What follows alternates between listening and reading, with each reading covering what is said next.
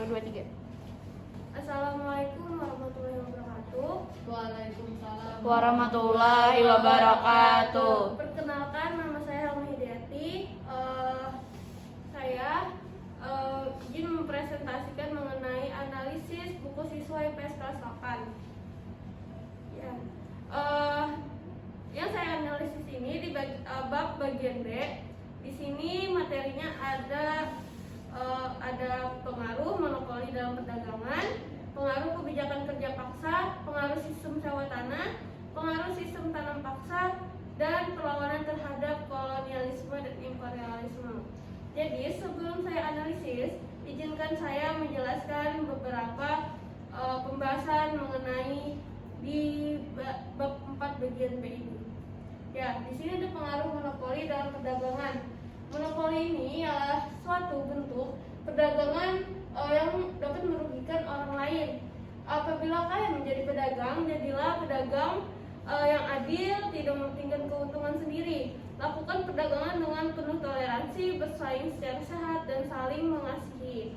Nah, monopoli ini memiliki contoh, yaitu produksi semen dan minyak bumi dimonopoli oleh pemerintah demi kemakmuran seluruh rakyat Indonesia. Lalu ada pengaruh kebijakan kerja paksa. Nah, di sini contohnya Gubernur Jenderal Dendros memerintah tahun 1808, 1811 sampai 1811 melakukan berbagai kebijakan seperti pengembangan militer, jalan raya perbaikan pemerintah, dan perbaikan ekonomi. Salah satu kebijakan yang terkenal dan buktinya dapat disaksikan hingga masa sekarang adalah pembangunan Jalan Anyar Panarukan. Lalu pada masa penjajahan Belanda ternyata terjadi beberapa masa pemerintahan di Indonesia, yakni masa VOC 1605 sampai 1799. Masa Hindia Belanda 1800 sampai 1808, Republik Batak 1808 sampai 1811, masa pemerintahan Inggris 1811 sampai 1816, dan masa pemerintahan Hindia Belanda 1816 sampai 1952. Nah,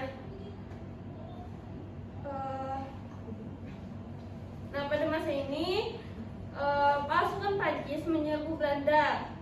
Lalu Belanda pun dikuasai oleh Prancis dan terbentuklah Republik Batak yang merupakan bagian Prancis. Nah, kebijakan Republik Batak untuk mengatur pemerintah di Hindia masih juga terpengaruh Prancis. Nah, lalu Inggris menguasai Indonesia mulai 1811 sampai 1816 dengan Thomas Stamford Raffles sebagai Gubernur Jenderal pada tahun 1814. Nah, di sini ada pengaruh sistem sewa tanah, yaitu salah satu kebijakan terkenal pada masa Raffles pada sistem sewa tanah atau Ladrone System atau Landgerichtstelsel. Sistem tersebut memiliki ketentuan antara lain sebagai berikut. Petani di sini harus menyewa tanah meskipun dia adalah pemilik tanah tersebut. Harga sewa tanah tergantung pada kondisi tanah. Pembayaran sewa tanah dilakukan dengan uang tunai. Bagi yang tidak memiliki tanah dikenakan pajak kepala. Lalu di sini ada pengaruh sistem tanam paksa. Nah, pada tahun 1830 Johannes van den Bos menerapkan sistem tanam paksa, yaitu Kulturstelsel. Kebijakan ini diberlakukan karena Belanda menghadapi kesulitan keuangan akibat Perang Jawa atau Perang Diponegoro dan Perang Belgia. Nah, di sini ada perlawanan terhadap kolonialisme dan imperialisme.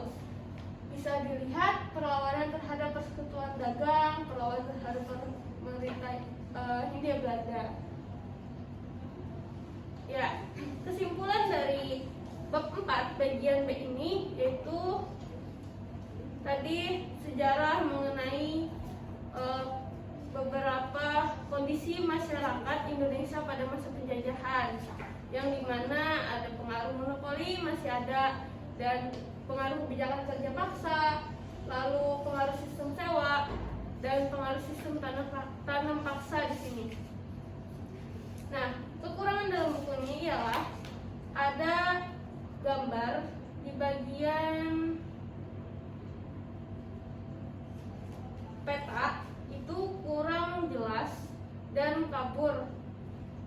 menurut saya kurang bisa dilihat dan dimengerti, karena itu tugas untuk siswa diamati.